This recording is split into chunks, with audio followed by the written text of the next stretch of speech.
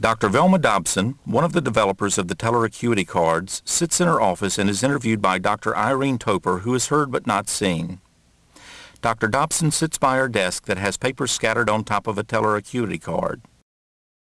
I think when you're doing the Acuity card procedure, it's absolutely essential that you do not know where the stripes are when you show the card. So many people, they pick up the card, they know where the stripes are, and the child makes a little look toward the side where the stripes are, and they conclude the child can see them. That's not fair. You're going in biased. You have to show the card, not just once, show it a whole bunch of times until the child, and you're convinced the child is clearly telling you where the stripes are. So it behooves parents and teachers to really know how that child sees first in a general sense. How he cocks his head, how close he wants to get to things before you actually start the card procedure. That helps. Yeah. Because if you don't know the child very well, and you start probably to get into that bias a little bit because you just want him so badly to look at. Dr. Dobson clears papers from on top of a Teller Acuity card. She picks it up in order to demonstrate the correct method of presenting cards. The cards, maybe. Well, but no matter how you do the test, whatever modifications you make, you never, ever, ever look to see where the stripes are. You always pick up the card, it's face down on the table, and the card, you can't tell from the back which side the stripes are. You pick it up and you show them, and I know where it is because you just looked. Mm-hmm. But and then you flip it around and show them again, Okay. and flip it around and show them again, or flip it twice, so that you. So you make sure the child is really telling you where the stripes are. And then after you've made your decision, then you're allowed to look. Okay.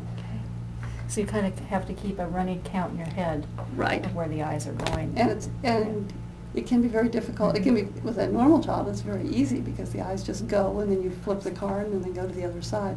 With a visually impaired child, lots of times you have nystagmus, all sorts of weird eye movements, and you just have to work with them. Now, a visually impaired child, sometimes we can test with the stage, but often their vision's so poor we need to, or they might have visual impairment where they have only part of their visual field can they see in. So if they can only see in the periphery, you need to hold the card in the periphery. Or say you have a child with nystagmus and the eyes are going back and forth like this, then you can you can come out from behind the stage and hold the card vertically. And then the child, even though their eyes are going like this, they can put their head up and down and show you where the stripes are by the up and down looking. Or, like I said, you can hold the card at a different location in the visual field and let them tell you, yes, I see it over there, by their looking pattern. Mm-hmm. So those are some of the modifications that we do. In terms of lighting, you want to have good lighting, like this is good lighting in this room. You want to have even, so here's the standard Teller Acuity card. You want to have it evenly lit across the card, because if you just have a bright light on one side, the child might just look to the bright light. You want to have the whole thing even. You don't want to have any shadows. So lighting is important, and the evenness of lighting.